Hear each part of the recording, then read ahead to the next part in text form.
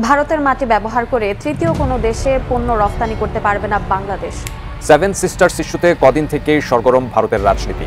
চীন সফরকালে দেশটির উত্তর পূর্বাঞ্চলীয় 7টি রাজ্যকে ল্যান্ডলকড বলে মন্তব্য করেন ডক্টর মোহাম্মদ ইউনূস। বাংলাদেশকে দেওয়া ট্রান্সশিপমেন্ট সুবিধা বাতিল করেছে ভারত সরকার। সোমবার জারি করা ভারতের কেন্দ্রীয় পরোক্ষ কর ও শুল্ক বোর্ড সিবিআইসির এক সার্কুলারে এই সিদ্ধান্ত উদ্দেশ্যে এখন পর্যন্ত বাংলার মাটিতে দুঃখী মানুষের মুখে হাসি ফোটার জন্য এগিয়ে আসে নাই। তার মানে এটা নয় যে নির্বাচনকে আপনারা পিছাবেন। নির্বাচন বাংলাদেশে একদম মানুষের জনগণের প্রত্যাশা। আমাদের অধিকার এখন পর্যন্ত কিন্তু স্বাধীন হয় নাই। আমাদের অধিকার কেড়ে নেওয়া হচ্ছে। যদি কখনো ডাক আসে 71 সালের মতো জাগো বাঙালি জাগো, আবারও বিএনপি নেতৃবৃন্দকে আমি বারবার বলেছি 290 সিট নিয়ে যদি পার্লামেন্টে বসেন 2 বছর 3 বছর বেশি টিকতে পারবেন না যদি শাসন ব্যবস্থার যদি পরিবর্তন না ঘটান। আপনারা যদি মনে করেন ভোটের বাহাদুরি দিয়ে ক্ষমতা দিয়ে করবেন, কার কি ভোটের বাহাদুরি আছে আমরা জানি। সংগ্রামের সম্মানও আছে, সংগ্রামের সম্মানকে আমরা জানবো। বলা যায় যে আবার নতুন ফেসিবাদের কাছে আমরা আবার অবগাহন করব, আবার লড়াই, আবার রক্ত, আবার হেলিকপ্টার গুলি, আবার রাজপথে রক্ত দিয়ে আবার নতুন একটা প্রক্লেমেশন ডিক্লেয়ার করার হয়তো আমাদের স্বপ্ন জাগবে। নমস্কার। আজকে যে আপনারা বিশেষ যে ভিডিওর পার্টগুলো আপনারা দেখলেন, বাংলাদেশের রাজনীতি, দুর্নীতি আর ধ্বংসর যেরকম পরিস্থিতি থমথমে হয়ে আছে, সেই বার্তার ভিডিওগুলো আপনারা যে এখন দেখে নিয়েছেন কিছুটা পার্ট, তো সেই বিষয় নিয়ে আমি আপনাদেরকে কথা বলবো।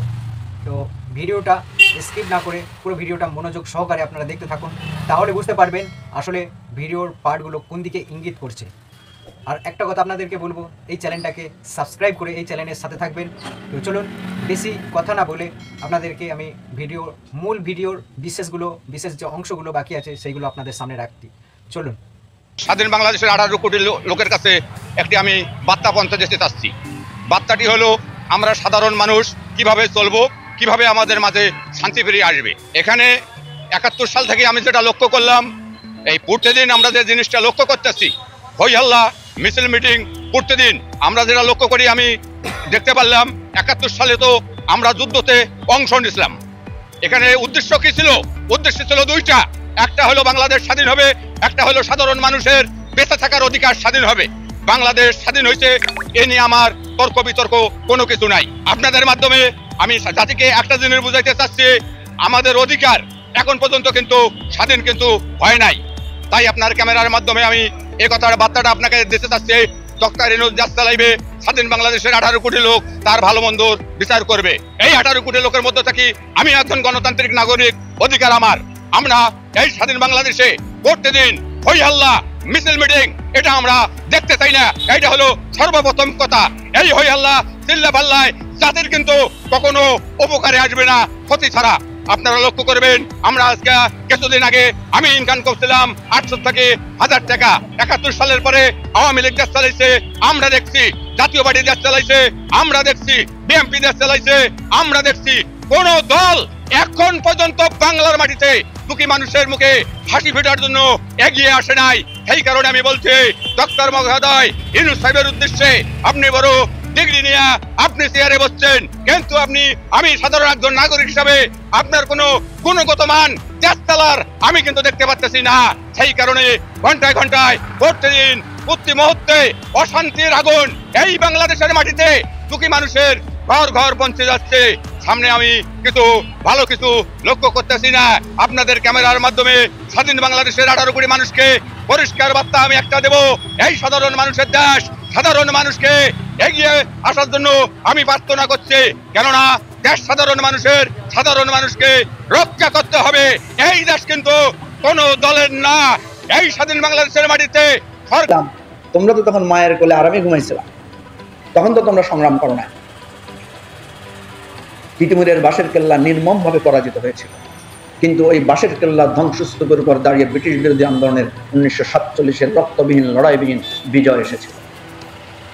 এই স্মৃতি এবং ইতিহাসগুলো সবাইকে মনে রাখতে হবে। হতে পারে প্রাথমিকভাবে আমরা সবাই আবেগ তাড়িত হয়ে নানা কথা বলেছি, আবেগের চ্যাপ্টার শেষ।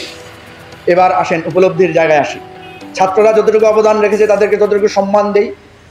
20 দল, 22 দল, 24 দল, 70 দল, যত গণ অভ্যুত্থানে আমরা যারা সংগ্রাম করেছি, যার অবদান এবং ব্যর্থতাকে আমরা স্বীকার করে নিয়ে একটা জায়গায় এসে রাষ্ট্রটাকে নতুন করে গড়ার স্বপ্ন দেখি, এবং সেই স্বপ্নের জন্য শহীদুল্লাহ ফরাজীদেরকে পেছন থেকে কাজ করতে হবে। আরো লোকদেরকে সাথে নেন। এখানে কবি সাহিত্যিক পেছনে যারা যুগ যুগ ধরে এই রাষ্ট্রের জন্য নিরলসভাবে পর্দার অন্তরালে কাজ করেছেন তারা ভূমিকা নেন, নিয়ে একটা সঠিক রাজনৈতিক বন্দোবস্ত এনে বাংলাদেশকে নতুন করে জাগ্রত করতে হবে। আমি ব্যক্তিগতভাবে মনে করি এই কাজ করার জন্য আমাদের যদি পার্লামেন্টে কোনো সিটও না থাকে কোনো আপত্তি নাই, কিন্তু নতুন বাংলাদেশ যদি বাঁচে ভবিষ্যতে পার্লামেন্টে আরো বহুবার যাইতে পারবেন। আর যদি না বাঁচে জেলখানায় যুগের পর যুগ কাটাইতে হবে, যেটা শেখ হাসিনার সময় আমরা ভাবছি আর কোনোদিন জেল থেকে মুক্ত হতে পারবো কিনা। সবাইকে ধন্যবাদ। আসসালামু আলাইকুম।